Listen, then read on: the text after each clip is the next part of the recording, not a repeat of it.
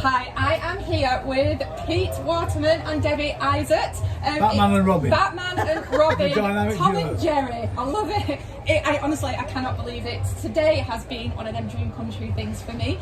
And yeah, you can tell because I'm garbling. I'm so excited about what I've seen. So how did this whole thing, where these two legends have come together to combine your talents and create an incredible new show that's going to be a huge hit? I should be so lucky. We're touching the wood. We're touching the wood. From what I've just seen, honestly, it's going to be amazing. So how did it come about? Like the idea, how did you get him to say yes when you must have been approached so many times over the years? Well, I think the truth is, we did a Channel 5 series that went out on a Saturday night. That was so big, that opened the door, and we said, yeah, okay, it's about time we did now. Because we've been putting it off and putting it off, we didn't want to do it. That show showed there was a love for us, and that's really when, these guys came knocking. I just went, Mike, deal with this because I think it's time now. And we hadn't met Debbie at this point, but it was, it's a goer now. It's worth doing. Yeah. Well, I'm so glad that was the case. Yeah. And I saw that program; it was brilliant. Yeah. And so I've been thinking about this, right? So we've got obviously the hit factory of songs, and we've got you writing an incredible franchise of films with the Nativity films. So you both know how to kind of. I was probably there, by the way, at the Nativity.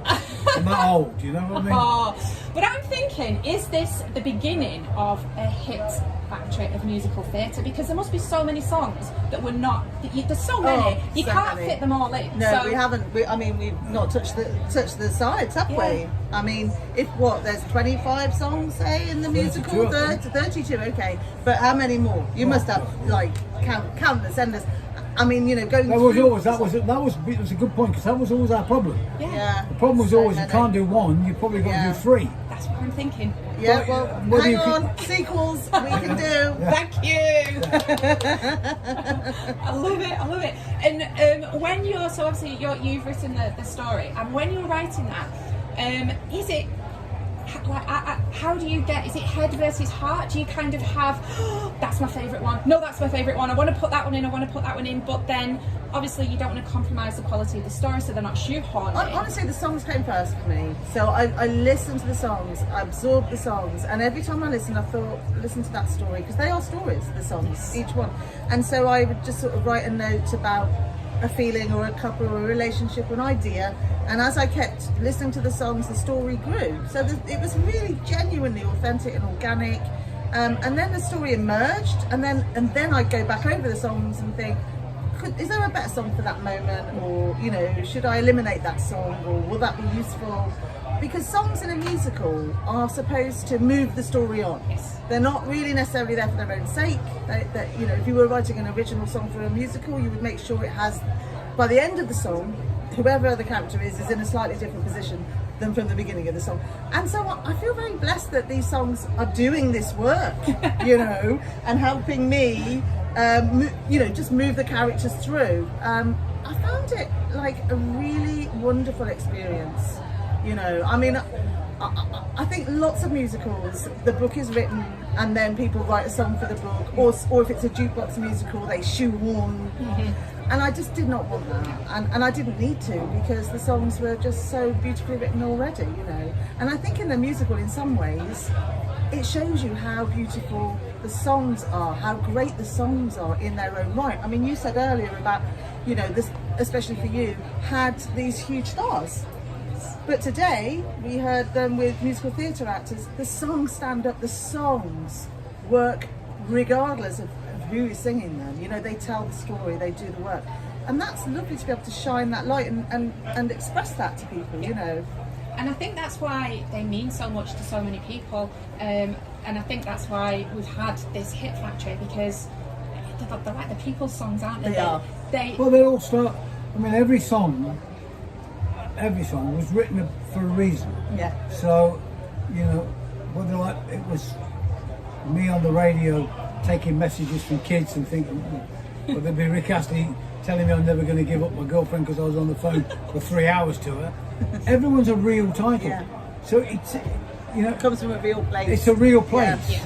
So Sonia's You'll Never Stop Me Loving You was about a girl that used to ring into my radio show, and she fell out with a boyfriend, and she called me and said, I've fallen out with Teddy, whatever you do, because the kids sort of think, yeah, but I'll never stop you loving you. Oh, right. Yeah, okay. yeah. Because I knew the story. Yes. When I said to Mike, I've got this story, I've got this girl called Sonia, and this is a girl from Liverpool, so this works. Yeah. So I can play it on the radio, and everybody knows this girl, because she used to phone in every week. But that's the thing, then the songs aren't cynical. No, And that's why they get your heart. Because when you listen to the songs, they are pure. Yes. You know, pure Well, they're not cynical. emotion. They're not cynical, and that's exactly. And they're not just lyrics put together. No. No. They're, You know, they're, there's, there's no moon, June, and soon, and Yeah. you know, that's not. Yeah, you're It's telling stories. You know, I think because they're about emotion. yes. Yeah. So they're perfect for musical theatre. They're a Absolutely. gift, you know. And Well, we hope so. Well, yeah. Well, I was going to say, I think that this collaboration is perfect for musical theatre as well, because of what we've just said about the songs, the reel, and then because of obviously the way that you write. We've seen it with everything else. You know, you've got between you, you've got comedy, you've got heart, you've got warmth, and it's almost like you're puppeteers of our happiness. Yeah, dream team. We are. Yeah, Dream it- team. Puppeteers of Happiness, well, that's a good one. I'll write that down. There you go. I feel a new song coming on. There we go. Stock Maybe Aitken Waterman, Puppeteers of it Happiness. can be in I one of like the it, I sequels. like It can be in one of the You heard sequels. it here. Yes. You'll be wanting royalties. Right, listen. No, I don't give royalties. Hang on, just sign this. Hang on. Listen, if that was out there, that would be happiness enough for me. But yeah, you've got it works, doesn't it? And did you feel that from the off when you met that you come in from the same place? No, because you've got to get there. You have to. You can't do. It wouldn't work if we're going. Oh, it's all great. You know, these songs are our babies. Yeah. We've not seen them in musical theatre, so Yeah, you've it's a got. process. You have to step back and look at them and go. Like today, you know, that's the first time I've heard Specific. You go, wow, wait a minute, hey, whoa. But on the other hand, for me, I definitely knew Yes. it Yeah. would work because. But you know, Of we're course, sitting in a different yes. place. You Of coming course, from yeah. but I just thought these are absolutely brilliant for musical theatre. These songs, and it's definitely going to work. Like, so, and it's a good fit because, like you say, in the same sort of way, there are some people that are snobbish about nativity films in the way that they were about soul songs. You know, They're so beautiful. I know, but you know, you get different attitudes. You know that it's not arty enough, or it's too kind of Populist. yeah, exactly, populist. And so I thought we were a really good fit, you know, from the get-go, even though we hadn't even met when we sort of first started. So yeah. So we heard a little reveal earlier. Can you tell us what that was about the person who might be in this show, appearing in it, that Yeah. you zoomed with? Yeah, so Kylie Minogue, so obviously, you know, Kylie's an amazing artist, but she obviously started because of Stock Aitken Waterman and their brilliant songs. And yes, she is going to appear in the show digitally, but she is a proper character in the show. Yeah. And so she appears throughout the show, and she's very meaningful. She's a kind of fairy godmother figure, if you like, although it's a contemporary story. She's the alter ego of the main Ella, the bride, who gets jilted. Don't give too much I'm away. not. That's it. That was all I was going to say.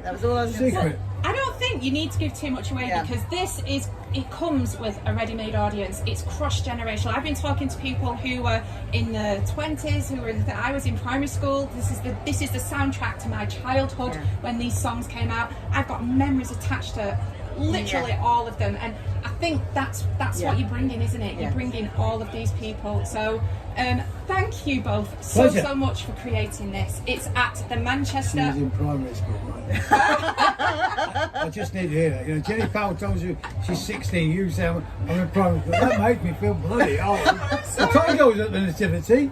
Yes, Delia, mate. But it's how young you feel, and look at what you're achieving. Exactly. It's incredible. It's incredible. Exactly. So thank you so much. Premiering in Manchester. Thank you for that as well, by the way. Oh. Premiering here. Coming to Manchester in November at the Opera House. And I just cannot wait. Everybody wait. is going to come. It is the anticipation is like when we found out that Charlene was going to be doing a song. I was sat waiting for that video to come out. That is the same anticipation that I've got now. So thank you so much. That's Yeah. Lovely. Thank you. Thank you. Charlene. My heart is close to breaking. And I can't go on faking the fantasy that you'll be mine. I'm dreaming that you're in love with me. I'm sorry. Like we're in love with you.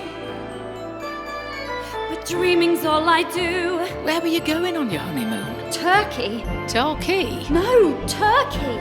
The wedding's off, but the honeymoon is on! If only it come true.